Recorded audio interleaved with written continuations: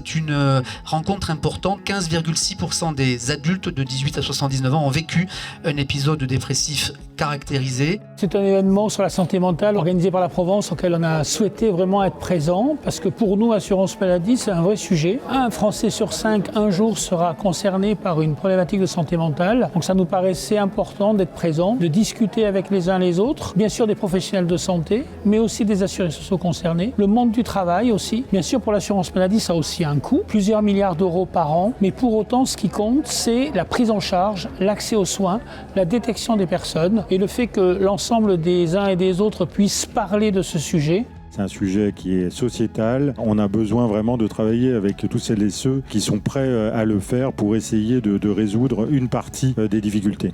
Je suis psychologue du travail à Santé Travail Provence, qui est un service de santé au travail. Et j'interviens toujours à la demande du médecin du travail, soit pour proposer des actions collectives, c'est-à-dire aider les services RH avec l'aide des représentants du personnel et les employeurs à mettre en place des préconisations, des mesures organisationnelles pour améliorer le bien-être au travail. Et j'interviens aussi au niveau individuel pour du soutien psychologique des salariés en difficulté dans leur travail.